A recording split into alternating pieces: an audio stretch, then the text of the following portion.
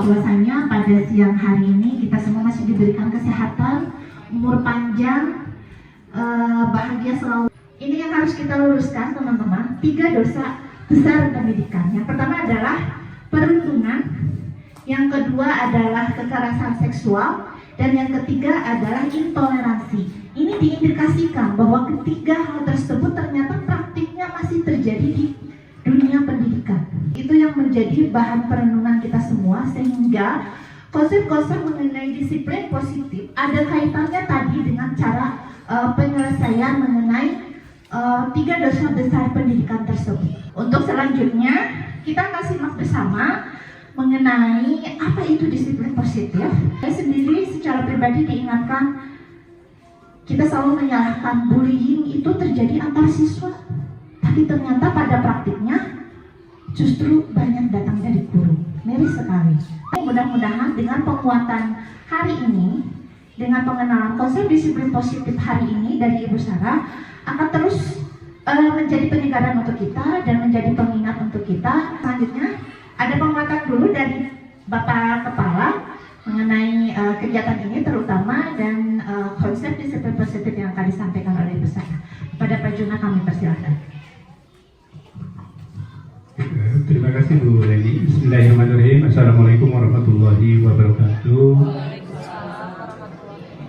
Ibu Bapak Guru yang saya hormati, terima kasih atas kehadirannya di ruangan ini. Juga rekan-rekan mahasiswa PPL KPG, terima kasih.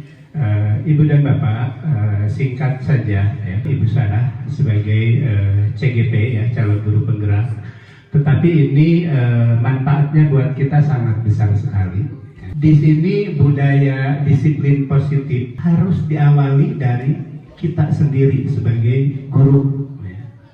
Jangan bosan-bosan memberitahu kepada anak, terus juga memberi contoh ya. Contoh itu bullying ini di sini bukan hanya saling berkelahi ya, dengan bahasa kamu mah bodoh, kamu mah bau dan lain sebagainya ya. Itu pun ya termasuk bullying. Betul kata Bu Leni tadi, ini menurut para ahli ya, bukan kata Bu Leni ya. PR besarnya ada di kita sebagai pendidik, sebagai guru ya. Oleh sebab itu ya, hari ini Ibu Sarah ya desiminasikan ilmu yang sudah didapat di SD 053 Cisitu ini. Banyak yang pengetahuan atau pengalamannya lebih jauh dan mau berbagi bersama kita ya. Alhamdulillah luar biasa ya. Sehingga pengawas pun kadang-kadang meminta bantuan kepada rekan-rekan kita, guru-guru kita yang sudah berpengalaman ya. Rekan-rekan guru kita ini dipakai oleh sekolah-sekolah lain ya.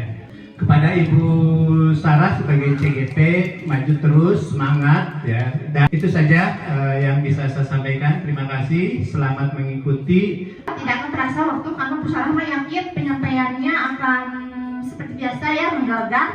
Dan supaya tambah semangat, supaya tidak ngantuk, kita berikan aplaus dulu untuk Bu Sarah. Semangat semuanya. Hatur nuhun Ibu Leni, Bapak Juna. Assalamualaikum warahmatullahi wabarakatuh.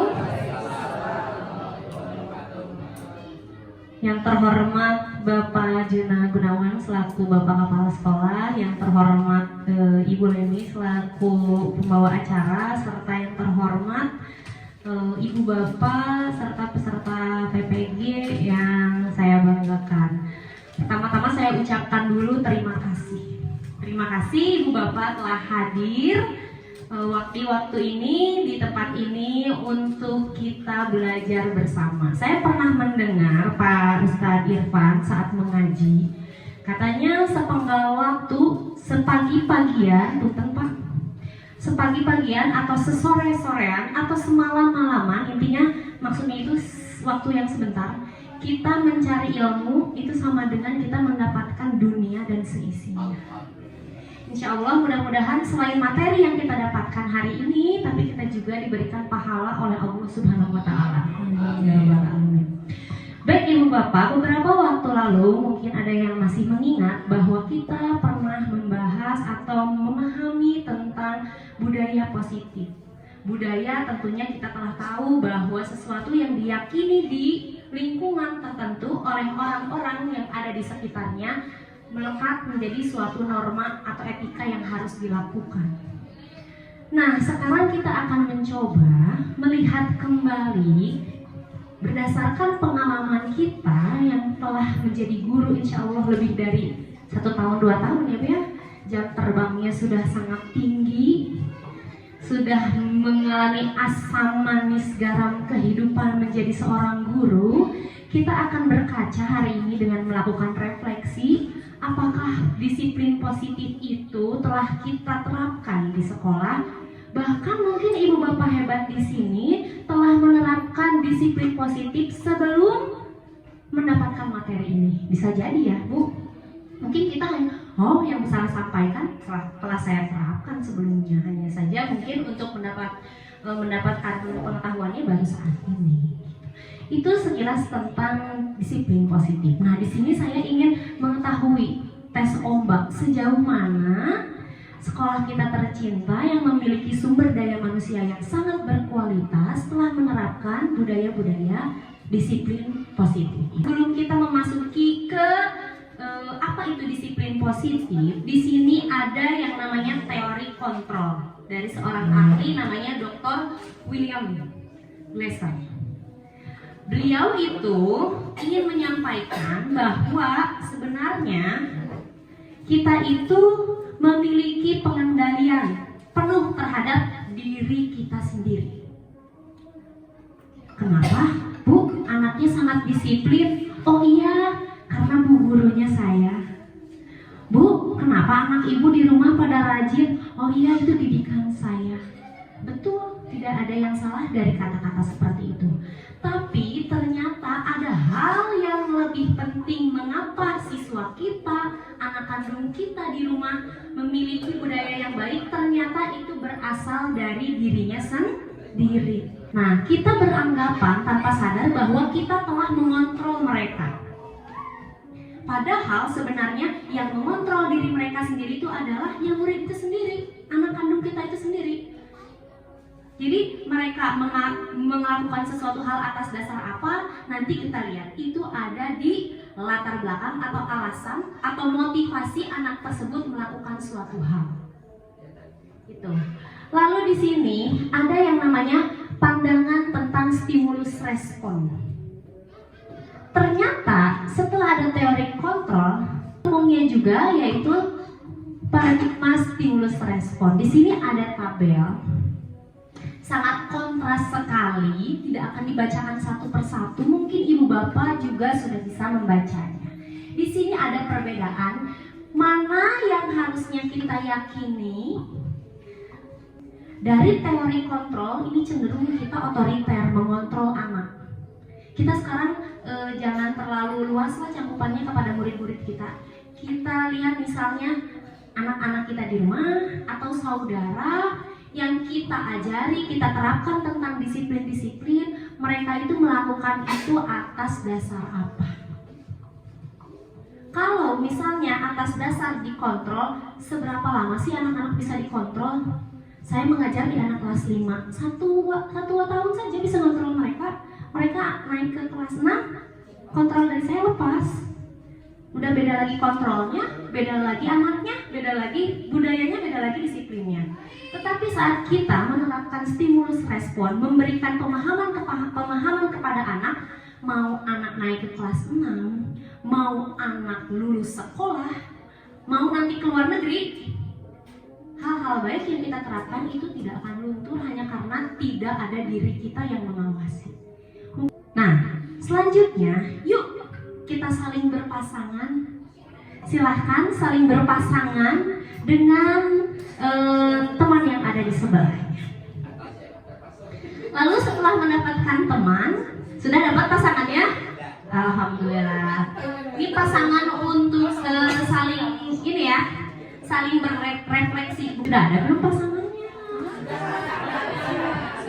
Tinggalkan di karungnya. Ah ya, siap ya. Nah sekarang ajaklah temanmu melakukan sesuatu hal. Contoh, nanti udah Bu Sarah bisminasi, beli bakso yuk. Atau Buela atau Buela punten iya pencetan abdi angin. Ya, sekarang silakan Ibu minta sesuatu hal dari teman Ibu, melakukan sesuatu hal. Bebas. Atau tolong garukin misalnya. Tolong kamu atau enggak nanti pulang bareng yuk gitu. Udah minta? Sudah? Pak Eko? Baik, Pak Eko meminta pertanyaan apa kepada Bu Elis, Pak Eko? Yang meminta siapa? Bu Elis. Bu Elis apa permintaannya? Tolong dipijitin. Lalu respon Pak Eko? Langsung dipijit. Luar biasa tepuk tangan Pak Eko. Ada lagi siapa? Sebenarnya Bu Devi maupun Pak Eko mereka itu memiliki keputusan atas dirinya sendiri. Pak Eko tadi menerima permintaan Bu Elis atas paksaan. Berarti Pak Eko memiliki kontrol terhadap diri Pak Eko sendiri. Bu Devi bagaimana? Dipaksa nggak? Atau nggak enak? Atau tadi sama Bu Ros pas diajak Bu Devi ayo nanti diburuhan atau dikasih sesuatu hadiah, dikasih tidak? Tidak diiming-iming apapun? Jadi atas dasar pure berasal dari diri sendiri. Nah itu yang saya maksud dengan kontrol dan juga respon stimulus. Respon itu tidak selamanya positif, ada juga yang negatif. Tetapi apa artinya respon positif kalau itu hanya sementara dan terpaksa? Anak-anak beres-beres siap. Sama kita beres-beres. Taruhlah kita ada keperluan tertentu tidak masuk ke sekolah, tidak ada budaya itu. Nah itu berarti mereka melakukan hal tersebut dasarnya belum dari diri sendiri, tapi menghindari ketidaknya. Tanyakan kepada temanmu alasan temanmu mau atau tidak mau mengikuti ajakanmu tersebut. Tadi udah ditanya ya, dan ternyata alhamdulillah responnya positif. Dan katanya pure berangkat dari diri sendiri. Apakah mungkin respon positif itu terpaksa? Tidak. Mungkin saja. Kayak misalnya, nah beres-beres positif kan? Oh langsung dilakukan. Mungkin nggak terpaksa? Tidak. Mungkin, sangat mungkin. Kenapa? Karena itu rasa mengertinya untuk membereskan itu belum kuat. Menurut Bapak Ibu, hal yang dilakukan oleh Bapak gurunya Iqbal tadi sudah melakukan 3 ini belum? Berangkat dari situ, di sini ada yang namanya motivasi perilaku manusia. Siapa di sini yang pernah meminta anak melakukan sesuatu hal lalu dituruti? Misalnya, nak piketnya yang bersih ya. Ibu pernah nggak? Ibu resik misalnya memberikan arahan ke anak-anak piketnya yang bersih ya, pernah nggak Bu? Soalnya kelasnya nggak piket, paling juga minta tolong. Nah bisa tolong tutupin pintu untuk ibu? Bisa. Sederhana ya Bu ya. Lalu anak melakukan apa? Iya diturut. Terus saya bilang terima kasih dan dia mengatakan iya sama-sama gitu. Dah itu. Luar biasa. Terima kasih Bu Ella, tepuk tangan. Menurut Bu Ella, anak Bu Ella menutup pintu itu motivasinya maksudnya ke yang mana? Menghindari hukuman kah? Takut sama ibu? Mendapat imbalan kah ibu dikasih hadiah? Atau dia menghargai diri sendiri atas dasar dia tahu tanggung jawab dia dan kewajiban dia sebagai murid ke guru? Sebab menurut aku kalau dia juga pasti kalau tidak ditutup pintunya pasti terganggu. Soalnya kan banyak yang lewat, kemudian ini kenyang, apalagi sekarang lebih banyak. Luar biasa. Jawabannya di luar ekspektasi. Bu Ella sampai menjelaskan bahwa anak itu menutup pintu dan saya yakin itu dia memiliki motivasi tulus. Kenapa? Karena dia juga merasakan kalau pintunya tidak ditutup, dia akan terganggu. Nah itu yang biasanya alasan-alasan itu yang harusnya kita beritahu kepada siswa. Nah yang rapi ya, anak itu ikut rapi, tapi ngapain dia rapi? Tapi kalau rapi masih sederhana, anak tahu jaga ininya apa namanya alasannya. Misalnya, nah pulang ke rumah langsung ganti baju, ya itu kan nggak semua anak paham langsung ganti baju itu tujuannya untuk apa. Padahal kalau kita ajak diskusi anak, ternyata kan langsung ganti baju itu untuk membuat apa kira-kira langsung ganti baju ke rumah biar apa? Biar nyaman. Satu, agar nyaman. Dua, bajunya bisa dipakai lagi besoknya. ini ibu-ibu ini nih, agar bisa dipakai lagi besoknya. Belajar disiplin. Belajar disiplin. Luar biasa. Berarti kita harus tahu saat anak mengikuti kemauan kita, motivasi mereka itu ada di mana. Apakah hanya takut dan mereka itu menghindari hukuman saja? Kalau ini udah pasti saat kita tidak ada, mereka tidak akan melakukan hal tersebut. Dijamin 99,9%. Lalu yang kedua, mendapatkan imbalan atau hadiah atau penghargaan. Saat kita meminta mereka melakukan lalu kita udah tidak memberikan lagi hadiah, itu juga bisa mereka tidak melakukan hal itu lagi kan, bisa berubah.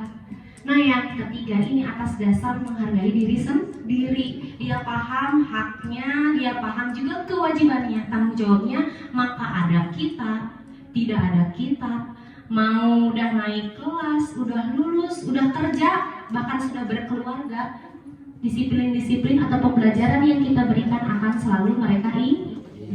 Jadi yang nomor 3 ini adalah sesuatu hal motivasi yang menghasilkan waktu yang sangat panjang. Silahkan kita berpikir lagi pada diri kita saat kita membesarkan anak-anak kandung kita.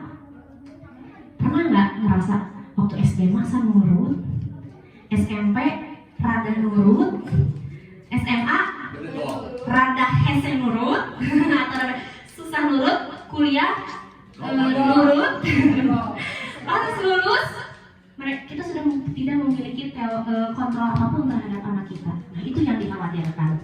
Anak-anak kita sudah punya kehidupannya masing-masing, sudah bisa menghasilkan uang masing-masing, mereka udah tidak ada lagi dari teori kontrol kita. Kalau kita masih memakai teori kontrol, sedangkan kalau kita menerapkan kepada mereka respon stimulus, memberitahu alasan, insya Allah itu akan berada dalam jangka panjang. Itu Ibu Bapak. Nah sekarang kita membayangkan, boleh pejamkan mata Ibu Bapak? Boleh. Lalu tanyakan, jawab di dalam hati saja Ibu Bapak. Apa kebiasaan para murid yang menurutmu sudah baik? Ingat-ingat waktu di kelas apa ya, anak-anak saya tuh udah baiknya dalam hal apa ya? Apakah mereka melakukan kebiasaan tersebut dengan atau tanpa kamu? Misalnya yang udah baik di kelas saya, anak-anak itu rapih. Apakah dia melakukan kalau nggak ada saya? Tetap melakukan nggak ya? Nah ibu bapak sendiri yang tahu, tetap melakukan tidak? Lalu adakah hadiah atau pujian yang diberikan kepada anak tersebut? Ada nggak Bu? Menurut Ibu hal yang udah baik di kelas Ibu apa? Ada seperti baik, udah apa? Cantik, baik, hebat, seperti itu. Contohnya dalam hal apa? Dalam hal kalau menulis biasanya sudah rapi. Satu ya, menulis sudah rapi. Ibu pernah tidak masuk ke sekolah atau Pernah. bagaimana tulisannya, masih rapi tidak? Ada yang masih, ada yang enggak. Untuk yang rapi Ibu kasih hadiah. Bukan hadiahnya bukan seperti benda, tapi seperti ucapan aja. Bentuk apresiasi Ya, apresiasi. Pertanyaan terakhir, apa yang Ibu lakukan saat anak Ibu tidak rapi. Ya ditingkatkan lagi aja, diberi motivasi lagi. Nah, misalnya ini anak yang nggak rapi ya, ibu akan berkata apa kepada saya? Rapikan lagi ya tulisannya. Ya Bu. Sama-sama.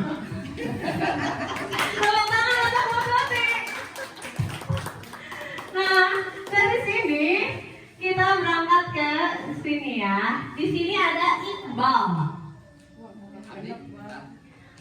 Bapak boleh dibantu baca kasus Iqbal. Namanya bukan Iqbal kan? Nah, Iqbal seorang murid kelas 6 yang sering datang terlambat ke sekolah. Ia beralasan karena tidur terlalu malam untuk mengerjakan PR. Cukup sampai situ ya. Kalau Bapak jadi Bapak gurunya Iqbal, apa yang akan Bapak lakukan dan katakan kepada Iqbal? Mungkin saya tanya dulu apa dia jujur apa enggak gitu mengerjakan PR-nya sampai malam. Berarti memastikan alasannya benar atau tidak. Lalu Setelah itu kalau misalkan benar, kita validasi lagi ke anaknya kalau PR-nya boleh dikerjakan dengan waktu yang lebih sore gitu. berarti Bapak memberikan solusi, Iya. bukan Iqbalnya. Bapak yang memberikan solusi ya. Iya. Lalu setelah itu Setelah itu ya diserahkan lagi ke Iqbalnya gitu, mau menerima saran saya apa enggak. tepuk tangan. Cocok jadi guru profesional. Mantap. Insya Allah lulus ini mah. Ya. Wow, Bapak. Siapa guru pamongnya?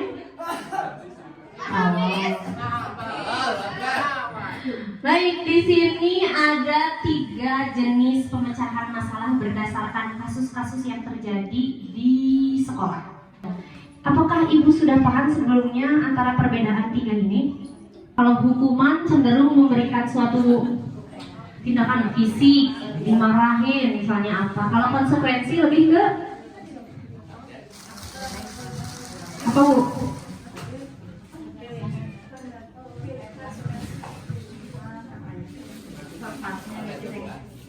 Apa Bu kira-kira konsekuensi?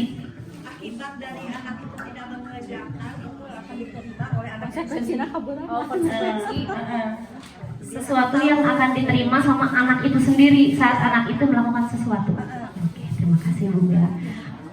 Kalau restitusi, nah ini yang akan kita belajar terapkan kepada anak. Jadi saat anak atau misalnya di lingkungan sekolah kita menemukan masalah, kita sebagai guru langkah apa yang kita ambil? Apakah langsung memberi hukuman, langsung menerapkan konsekuensi, atau kita melakukan restitusi? Ada yang kenapa Bu? Istilahnya kita sama. Ya siap, alhamdulillah.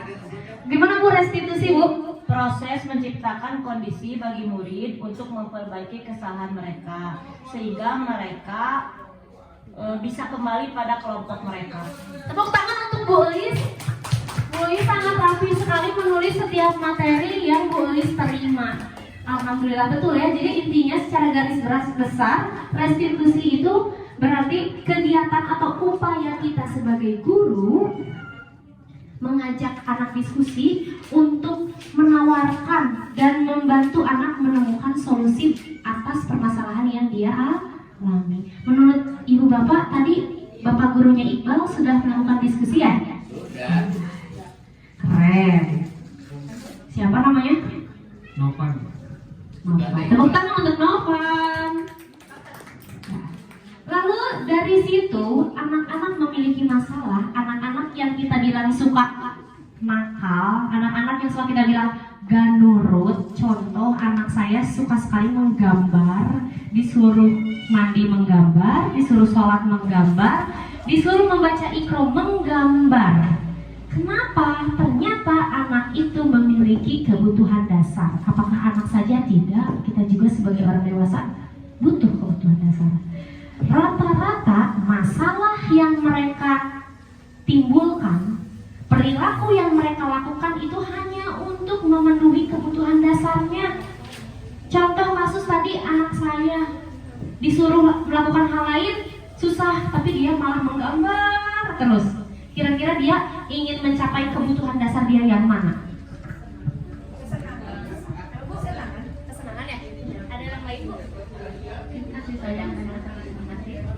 Kasih sayang dan rasa terima kasih.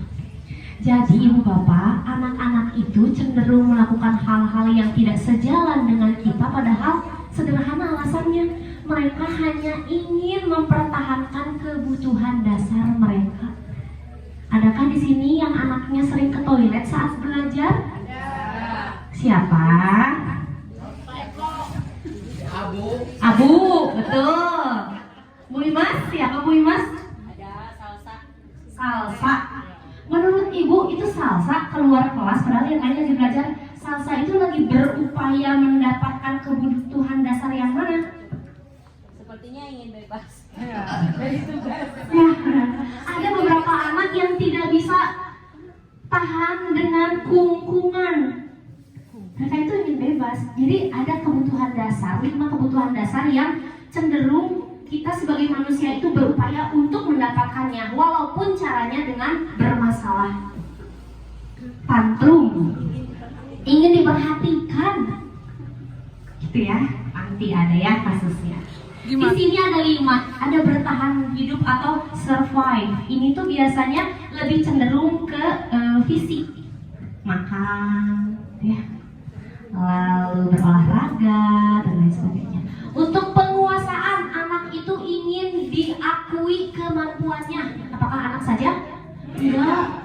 Kita juga sebagai ibu di rumah udah capek, ingin diakui, ya. Aduh, Ibu Ros pintar sekali masakannya. Enak. Aduh, Ibu, kata anak ibu teh, Bu, Ibu enak masakannya sampai yang masakan yang lain tuh gak ada yang seenak Ibu. Kita butuh nggak sih validasi seperti itu? Butuh, kita itu butuh divalidasi. Bukannya kita nih mau dipuji, enggak gitu. Kita butuh divalidasi, ya.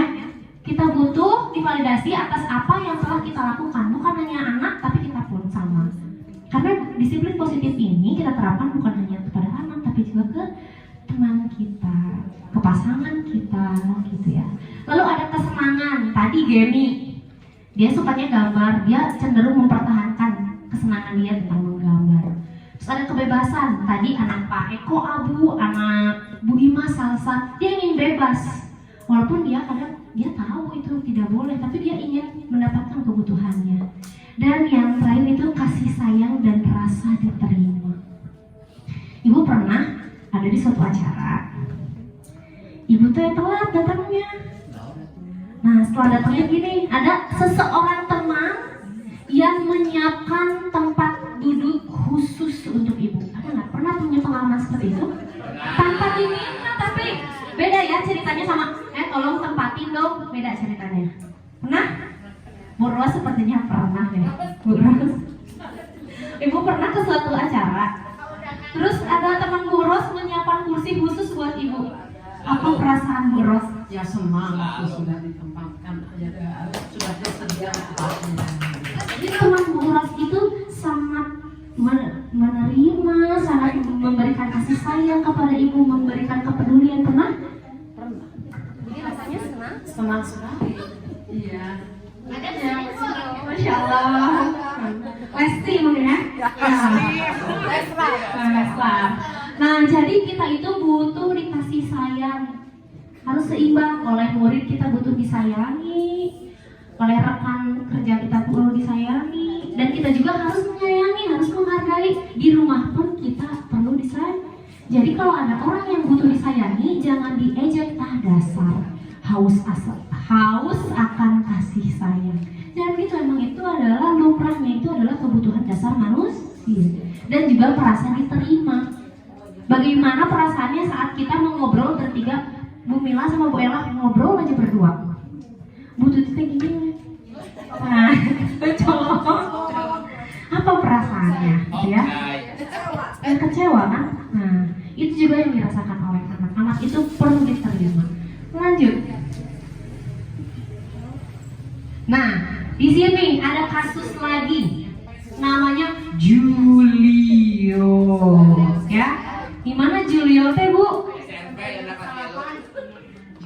kecil. apabila guru menyuruhnya ke depan kelas untuk menyelesaikan soal. Akhir-akhir ini, beliau jarang diberikan kesempatan untuk menyelesaikan soal ke depan kelas. Akhirnya, beliau bersiul dan pura-pura tidur saat pembelajaran berlangsung. Terima kasih Bu Vini. Ada sesuatu yang Ibu tangkap. Jadi Julio tuh pintar. Dia tuh senang kalau disuruh ke depan sama gurunya.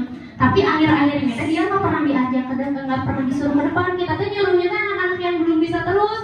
Julio-nya tuh kata Julio teh, cari masalah.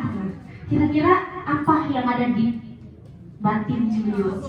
Julio berusaha menarik perhatian gurunya supaya yang biasanya dia disuruh ke depan, tiba-tiba mungkin maksud gurunya memberikan kesempatan yang lain. Nah, ini Julio mencari perhatian supaya pada saat dia tidak diperhatikan, dia pura-pura tidur. Jadi pastikan gurunya fokusnya ke arah Julio. Terima kasih Bu Vini. Bu, balik lagi punten kebutuhan dasar. Kira-kira saat Julio caper, kebutuhan dasar apa yang ingin Julio dapatkan? Kasih sayang dan rasa diterima. Iya. Ada lagi yang lain? Penguasaan. Jadi dua apa Bu? Kasih sayang dan rasa diterima dan penguasaan. Terima kasih Ibu. Tepuk tangan aku. Benar. Kalau audiensnya cerdas itu senang ya, cepat. Betul Julio, anak yang kadang caper, itu yang ditanya kadang-kadang, disuruh ke depan. Kenapa sih saya bisa nggak disuruh ke depan? Kenapa teman saya nggak bisa justru disuruh ke depan? Karena dia itu ingin mendapatkan itu. Betul tadi kata Bu Haji Siti, ke penguasaan. Jadi diakui, dapat validasi kalau dia tuh bisa, dan juga dia mendapatkan kasih sayang dari ibu guru karena saya diperhatikan gitu. Apakah guru butuh divalidasi atas kemampuannya? Butuh nggak?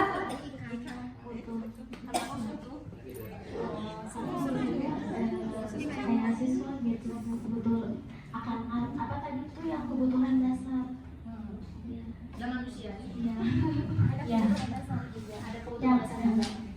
Karena guru juga sifatnya masih manusia ya, masih tergolong manusia. Kita juga butuh divalidasi sama orang lain atas apa yang telah kita lakukan. Nah itu ya. Mungkin sampai situ ada yang mau didiskusikan terlebih dahulu atau ada tanggapan tentang kebutuhan dasar? Udah ya, kita lanjut aman. Nah di sini selanjutnya tadi ada berdasarkan Julio. Jika Bu Devi jadi guru Julio, apa yang akan Ibu katakan ke Julio? Kalau menurut saya sih kasih pengertian dulu ke Julio. Ibu mau kasih dulu kesempatan ke teman-teman yang belum bisa. Teman-teman kamu yang belum bisa, kamu kan sudah bisa. Jadi Ibu kasih kesempatan dulu ke teman-teman kamu yang nggak bisa. Itu sih Pak, saya juga akan melakukan hal seperti itu. Tapi Julio kan tadi tersiul-siul dan tidur di kelas. Bu Devi pernah melihat ada anak yang tidur di kelas? Kalau ada sih, ada dulu, tapi sekarang alhamdulillah aman. Itu apa yang Ibu katakan kepada anak yang tidur tadi? Nanya, kenapa kamu tidur di kelas sedangkan kan ini pembelajaran sedang berlangsung gitu. Intonasinya, tolong Ibu ingat-ingat lagi intonasi Ibu, kata-kata Ibu waktu itu ke anak tersebut bilangnya seperti apa? Aduh lupa udah pas. Ya intonasinya sih ya biasa aja dulu, nanya dulu baik-baik gitu kan. Kenapa kamu tidur? Kan ini lagi belajar. Kalau misalkan kamu tidur kan ya otomatis nggak akan bisa dong gitu. Udah dipindahin ke depan. Ya tahu lah Bu, tahu kan muridnya. Kasian ya, jadi kita kayak cenderung menghukum kalau langsung pindah. Tapi Ibu, apakah intonasinya tidak seperti ini? Tidur lagi? Enggak. Seperti itu? Iya. Kalau digituin saya makin nangis. Oke.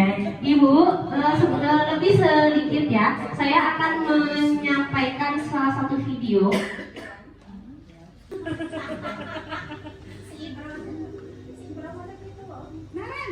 Oh iya. Sini kamu. Welah.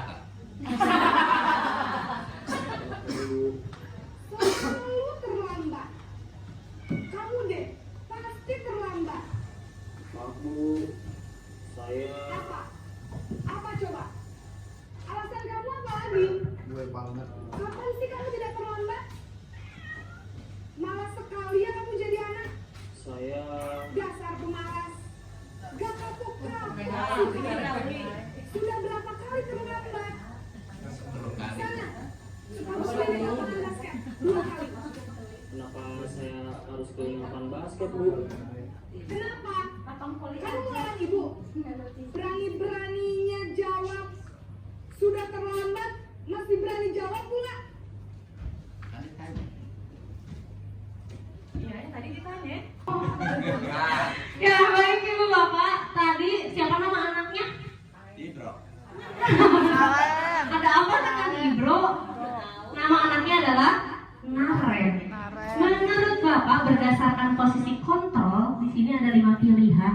Ibu gurunya Naren itu berposisi kontrol sebagai apa?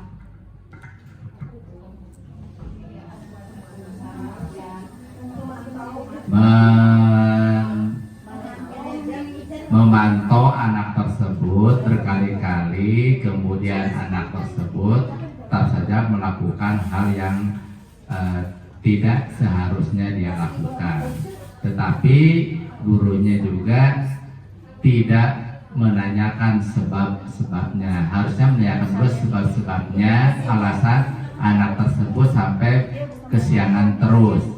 Nah, jadi harusnya guru dan anak tersebut mengadakan diskusi dulu, menanya dengan baik-baik, kalau langsung kontrol ke rumahnya secara langsung. Terima kasih. Atur nuhun Pak Eko. Pak Eko beranggapan bahwa tadi Ibu Guru Naren berposisi kontrol sebagai pemantau. Ada tanggapan lain Bu?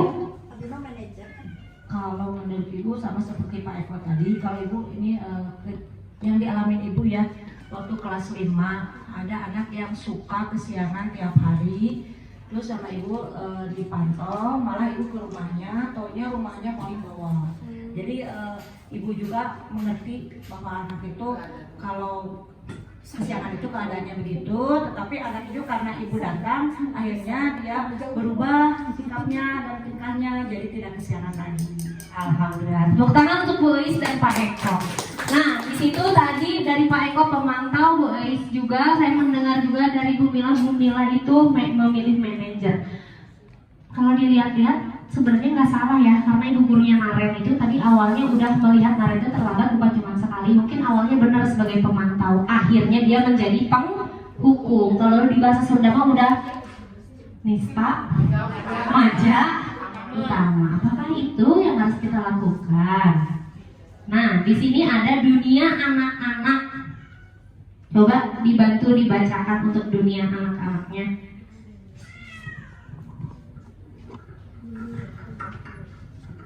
Ibu Dinda sedang menjelaskan pelajaran bahasa Inggris di buku tulis. Namun beliau memperhatikan bahwa Fajar melatih ketiduran dan tampak acuh tak acuh pada pelajarannya. Fajar, coba jawab pertanyaan nomor 3. Maju ke depan dan kerjakan di papan tulis. Fajar pun tampak malas-malasan maju ke depan. Dan sampai di depan papan tulis pun Fajar hanya diam terpaku sambil memegang buku bahasa Inggrisnya dan memainkan spidol di tangannya. Ayo Fajar, makanya jangan tidur-tiduran. Lain kali perhatikan. Sudah sana duduk kembali, kira-kira siapa yang bisa? Fajar pun kembali duduk di bangkunya. Hal seperti ini sudah sering kali terjadi pada Fajar. Sepertinya tidak memperhatikan, acuh tak acuh, dan nilai-nilainya pun tidak bagus untuk pelajaran bahasa Inggris. Pada saat ditegur oleh Ibu Dinda, Fajar hanya menjawab, "Tidak tahu Bu." Ibu Dinda pun menjawab, "Gimana kamu Fajar? Kamu gak kasihan sama ibu ya? Ibu sudah capek-capek mengajarkan kamu." Terima kasih. Nah, ini adalah kisah nyata yang sedikit dimodifikasi karena ini adalah salah satu dosa yang sering saya lakukan, yakni saya itu berperan sebagai guru yang sering membuat anak merasa bersalah dengan sering mengatakan hal yang merah yang di bawah itu. Dengan intonasi dan ekspresi yang tentunya sangat mendukung. Ya kira-kira seperti ini. Gimana kamu Fajar? Kamu gak kasihan ya sama ibu ya? Ibu udah capek-capek ngajarin kamu. Langsung ngenes. Itu adalah dosa yang sering saya lakukan sebelum memahami tentang budaya disiplin. Menghukum tidak, ya, menjudge tidak, membentak tidak, tapi paling hobi bikin anak merasa bersalah. Saya pikir itu akan membuat anak sadar dan kasihan, tapi ternyata hal tersebut juga kurang ideal. Nah, itulah ibu bapak salah satu contoh kasus saya sebagai guru itu membuat anak posisinya itu merasa bersalah. Kamu harus merasa kamu itu salah. Jadi saya tobati dengan membaca astagfirullahaladzim. Mungkin ibu bapak juga pernah mengalami mengalami pengalaman yang sama. Jadi yang pertama sudah terjawab ya. Ternyata kontrol Ibu Dinda itu sebagai apa? Tadi pembuat rasa bersalah. Lalu yang kedua, kira-kira kebutuhan apa yang diperlukan oleh Fajar?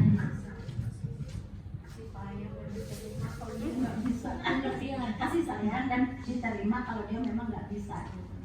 Walaupun misalnya dia meleng atau apapun itu ya wajar, dan manusia itu tidak bisa konsentrasi selamanya.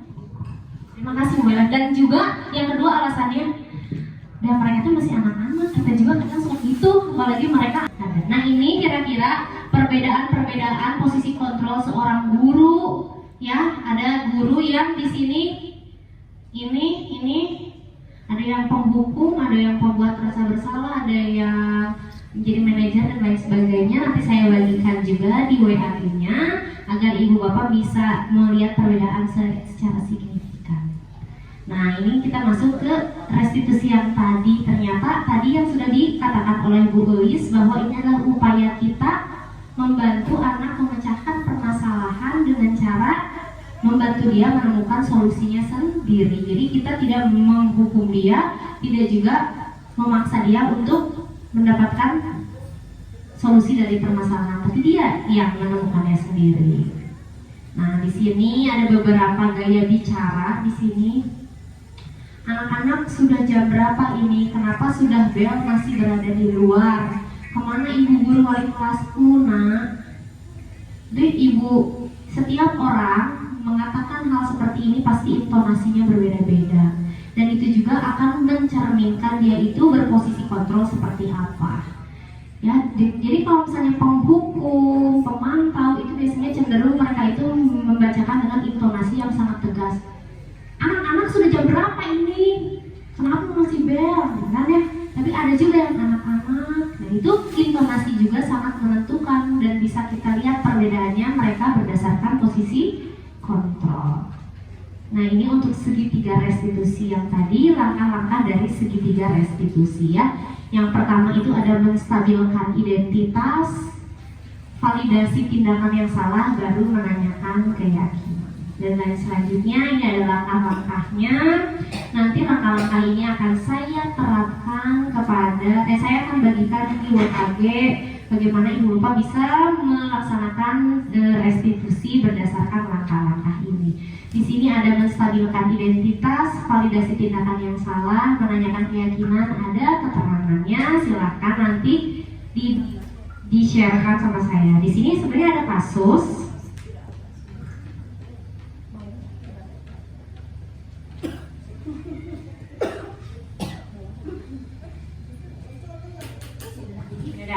Ini ada 2 kasus ya dan 2 hadiah. Nah di sini ada kasus ini tinggal menyebutkan aja sih sebagai seorang manajer ya, kita itu bisa tidak memberikan tindakan yang sesuai untuk Alika ini gitu ya. Alika juga kebutuhan dasar. Jadi pertanyaannya 3. Silakan dibaca dulu. Alika dilaporkan telah membentak temannya yang bernama Devan dikarenakan Devan menghina dan mengejek orang tua Alika. Hal tersebut membuat Alika merasa kesal dan tidak dapat menahan emosinya. Ya, di sini kira-kira saat ibu menjadi seorang manajer, bagaimana hal yang harus ibu lakukan kepada Alika, lalu Alika sedang mempertahankan kebutuhan dasar yang mana? Gitu, silakan dia mau. Kalangan. Coba nanya dulu itu Alikanya nangisnya jerit-jerit atau gimana? Dia tidak bisa menahan emosinya. Yang tidak bisa menahan emosinya itu marah-marah ke Alikanya, membentak Devan. Alika itu dilaporin, tuh ya. Dilaporkan sama bapak si Devan karena menghina orang tuanya. Terus si Alika itu kesel, tidak dapat menahan emosinya. Keselnya teriak-teriak tuh gimana? Membentak Devan, marah-marah ke Devannya. Karena nama orang tuanya diejek.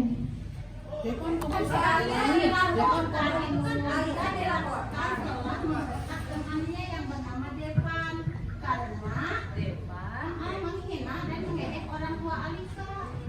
Nah, kali ini dibuat si Alika kesel, tidak dapat menahan emosinya. Si Alika keselnya dan tidak menahan emosinya, nangis anaknya gimana?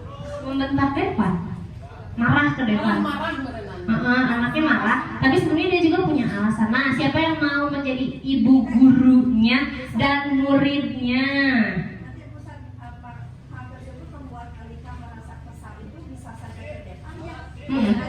Ke Devan.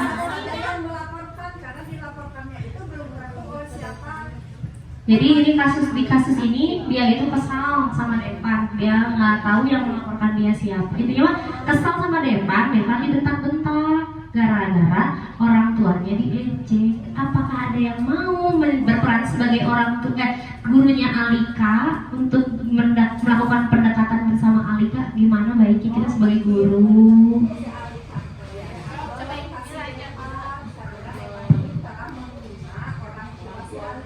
Nah, betul. Ke depan Ibu. Ayo, kenalkan. Sama siapa? Sama Wewan berdua. Jadi Devan dan Alika. Ibu jadi Alika, Bu Mila jadi ibu guru. Nggak ada ngambek-ngambeknya. Ini udah selesai, tinggal ibu menyelesaikan masalah sama Alika. Sama Bu Devi, Meh dapat hadiah. Ya, Posisi ibu sebagai guru, apa yang akan ibu sampaikan kepada Alika? Baik. Nah, Alika, kenapa kamu sampai kasar-kasar seperti itu? Apa alasannya? Aku kesal sih Bu, orang tua aku dihina. Aku kan tidak bisa terima kalau orang tua aku dihina-hina seperti itu. Oh, baik Alika. Tadi permasalahannya apa? Kenapa langsung Devan menghina orang tua? Pasti ada masalah sebelumnya. Apa Alika juga sama melakukan itu? Alika tidak melakukan apa-apa terhadap Devan, tapi tiba-tiba saja Devan menghina orang tuaku. Aku tidak bisa terima kalau orang tua aku dihina. Oke, baiklah Alika, kita berembuk dengan Devan ya. Sebenarnya apa yang terjadi, apa permasalahannya, mengapa Devan itu harus mengejek Alika, menghina orang tuanya. Mungkin ada sedikit konflik antara Alika dengan Devan. Baik, kita berdiskusi, kita ngobrol saja Alika dengan Devan, dengan ibu, permasalahannya apa, biar permasalahan itu bisa selesai. Dan kita sudah tahu ibu telah melakukan kepada Devan dan Alika bahwa kita tidak boleh saling mengejek orang tua. Kita bermusyawarah ya, berdiskusi bagaimana permasalahan yang terjadi, dan kita akan saling memaafkan. Nanti ibu akan memberitahu Devan apa alasannya, permasalahan Devan kenapa harus mengejek orang tua pada Alika. Nanti Alika diam dulu, jangan langsung menunjukkan respon yang tidak senang ke Devan gara-gara orang tuanya dihina. Itu mungkin bisa kita akan berkomunikasi. Gurunya baik Kak. Cocok jadi guru BK. Iya, nanti dulu atuh. Ada dulu. Kada sudah mau ke depan. Silahkan kita bicara. Pasti Jos. Oke, terima kasih. Terima kasih Ibu Ella dari Ibu Mila, terima kasih juga untuk semua ibu-ibu yang ada di sini. Di sini ya, sebenarnya ada penjelasan lengkapnya bagaimana kasus yang nomor 2 itu dalam sebuah video yang sudah saya contohkan. Contoh salah satu referensi yang bisa ibu terapkan kepada anak-anak yang mendapatkan masalah dengan melakukan segitiga restitusi. Membahas Bu Mila tadi, Bu Mila telah bagus mengajak diskusi 1, 2 Bu Mila juga menanyakan alasan, 3 Bu Mila juga tidak mengeluarkan kata-kata yang menjudge atau menghakimi, langsung dimarahin. Alika juga tidak langsung diberikan saran dan lain sebagainya, tapi ada beberapa hal yang bisa nanti kita tambahkan saat menerapkan segitiga restitusi tadi, yaitu ada validasi yang salah. Itu berarti kita sebagai guru posisinya itu memberikan toleransi atau misalnya memposisikan kita sebagai dia, memberikan empati.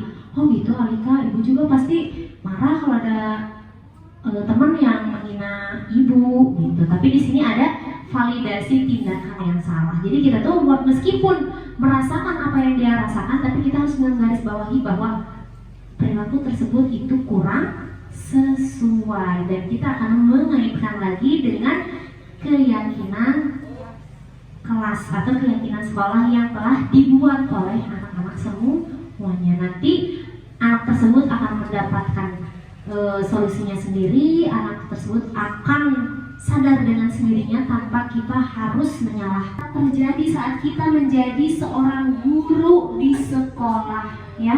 Sebagai orang tua mereka di sekolah, kita harus bersikap bijaksana meskipun kita juga banyak kekurangan, meskipun emosi kita juga kadang tidak stabil, tetapi posisi yang ideal itu adalah posisi manajer, di mana dia berperilaku hampir seperti yang Bu Mila lakukan tadi, tapi nanti ada satu contoh kegiatan segitiga restitusi yang nanti saya bagikan juga kepada ibu bapak saat ibu bapak ingin mencoba untuk menerapkan langkah-langkah dari segitiga restitusi pada saat ingin menyampaikan atau memberikan solusi atau menindaklanjut permasalahan-permasalahan yang ada di kelas. Ibu bapak, mungkin itu materi yang saya ingin bagikan kepada ibu bapak. Setelah ini ditutup, nanti boleh yang masih mau melihat videonya. Oh boleh Bu, silakan Bu. Terima kasih Bu Sarah yang waktunya. Mungkin agak sedikit keluar sedikit mungkin ya. Tadi kan Bu Sarah menyebutkan antara kontrol dengan stimulus. Ya, kontrol dan stimulus. Yang saya tanyakan begini nih. Seandainya contohlah anak ibu ya, entah itu termasuk kontrol atau stimulus, ibu kurang tahu. Yang jelas, ibu sudah menerapkan kepada anak itu dari sejak kontrol dari kelas ini, nggak tahu kontrol, kata ibu juga nggak tahu stimulus. Dari SD, SMP, SMA sampai dia kuliah, dan ibu sudah menerapkan bahwa maghrib anak itu harus sudah ada di rumah, walaupun anak itu sudah kuliah. Alhamdulillah mereka kalau lewat dari maghrib dia harus memberitahu bahwa dia akan pulang lebih dari maghrib. Yang ibu lakukan itu apakah termasuk kontrol atau stimulus terhadap anak-anak itu? Itu aja yang ingin saya. Ya. Terima kasih Ibu atas pertanyaannya. Saya di sini akan mencoba untuk memberikan tanggapan berdasarkan pertanyaan Bu Mila tadi. Jadi dia mungkin dipuji sama Ibu karena motivasi yang kedua. Motivasi 1 dan kedua itu berasal dari luar, faktor eksternal. Jadi bukan berasal dari diri sendiri, gitu. Nah, sedangkan yang udah jadi keyakinan diri dia itu adalah motivasi yang ketiga. Dia menyadari bahwa iya ya, ibu nyuruh saya pulang ke rumah sebelum maghrib itu karena memang banyak ketidakbaikannya saat saya masih ada di luar, kecuali memang dalam kondisi-kondisi tertentu ada kegiatan. Tapi kalau misalnya untuk nongkrong, main itu kan tidak berfaedah, lebih baik pulang ke rumah. Jadi di sini di teori kontrol yang ibu lakukan itu di sini hanya menjelaskan anak ibu nurut sama ibu itu atas kontrol dia sendiri, bukan kontrol ibu. Itu jadi misalnya kita ya mau ngontrol dulu anak-anak rapi. Sebenarnya bukan kita yang mengontrol mereka, diri mereka, setiap peraga mereka yang mengontrol mereka itu sendiri. Cuman motivasi ini hanya diri mereka sendiri yang tahu. Kita nggak pernah tahu, tapi kita bisa kita bisa bertanya atau kita bisa membaca mungkin ya, sepertinya anakku ini mah karena takut deh menurut saya, kadang gitu kan ya, atau wah benar ini mah anaknya memang dalam diri sendiri. Kayak tadi Bu Ella membaca, Bu Ella yakin anaknya itu nurut karena yang ketiga, karena dia punya alasan kenapa itu harus dilakukan. Nah sedangkan yang stimulus respon ini maksudnya kita itu memberikan stimulus, jadi kayak dikasih tahu gitu. Anak ibu memberikan pelajaran prinsip-prinsip kehidupan ke anak ibu. Kalau menurut cerita ibu, saya menyimpulkan bahwa anak ibu sudah berada di motivasi yang berasal dari internal diri dia sendiri, karena walaupun dia udah besar, ibu nggak mungkin ngemarahin dia, dan dia juga udah nggak takut dimarahin ibu, tapi dia tetap melakukan itu. 1, 2, ibu udah ada di titik nggak harus mengulang-ulang lagi ngomong itu. Berarti ibu telah berhasil anak ibu yang telah berhasil. Sebenarnya kalau anak berhasil, kita yang berhasil ya secara kita jadi guru. Sebenarnya yang berhasil ya anak itu sendiri, bukan kita. Kita cuma nganterin aja. Berarti anak ibu telah ada di tingkatan motivasi internal, dia udah tahu hal tersebut itu tidak, jadi udah jangka panjang ya, betul itu. Gitu. Jadi si ini tuh cuma ngasih tahu aja, menyadarkan kita gitu, bukan sesuatu yang dianut. Mungkin ibu udah melakukan stimulus respon karena ibu memberikan alasan-alasan dulu waktu kecil, berarti pembentukan karakternya itu udah jadi udah matang. Saat itu anak mau udah dewasa, udah nikah, bahkan mungkin sudah tidak serumah, dia akan memiliki keyakinan yang sama karena dia distimulus sama ibu dengan beberapa alasan, dijelaskan, dan dia merespon baik. Motivasinya juga sudah berasal dari dalam diri sendiri atau itu. Nanti untuk lebih lengkapnya dikirim ya, kalau misalnya lupa diingatkan aja ditagih ya Bu ya. Nah itu Mila, hatur nuhun. Ada lagi yang lain? Cukup. Baik, terima kasih Ibu Bapak atas waktunya. Mohon maaf lebihnya banyak. Saya mengucapkan terima kasih dan mohon maaf yang sebesar-besarnya apabila terdapat banyak kekurangan saat saya menyampaikan materi ini. Semoga waktu kita hari ini diberikan kebarokahan oleh Allah, tidak hanya ilmu yang didapatkan tapi juga pahala ya. Itu yang lebih penting mah pahala ya, karena bakal untuk di akhirat insyaallah. Tabarakallah. Terima kasih. Wassalamualaikum warahmatullahi wabarakatuh. Oke, teman-teman, untuk akhir kita ke tepuk salut ya. Sudah tahu tepuk salut? Tepuk salut. Jempol-jempol. Jempol-jempol. Salut ya. Kita beri tepuk salut buat bersama. 1, 2, 3. Jempol-jempol. Jempol-jempol. Salut. Ya, luar biasa sekali teman kita yang satu ini selalu memberikan sesuatu yang update dan up to date. Mudah-mudahan ada manfaatnya dari apa yang kita perbincangkan hari ini, dan saya berharap pertemuan kali ini akan membekas dan akan menjadi bekal kita ya untuk menjalani aktivitas kita sehari-hari. Hanya Allah yang mampu membalas kebaikan ibu bapak. Mudah-mudahan secara tidak langsung Allah membahas kepada diri kita, tapi mungkin Allah mempermudah urusan anak-anak kita, tugas-tugas anak-anak kita di tempat kerjanya, seperti begitu pula teman-teman yang ada di sini memudahkan tugas dari teman kita Ibu Sarah. Mari kita tutup acara ini dengan bacaan hamdalah dan doa akhir majelis. Alhamdulillahirabbil alamin, subhanakallahumma wa bihamdika, asyhadu an la ilaha illa anta, astaghfiruka wa atubu ilaik. Tak ada gading yang tak retak. Mohon maaf bila ada kesalahan dan sesuatu hal yang disampaikan yang kurang berkenan di hati ibu dan bapak semuanya. Bila taufiq wal hidayah. Wassalamualaikum warahmatullahi wabarakatuh. Mangga wilujeng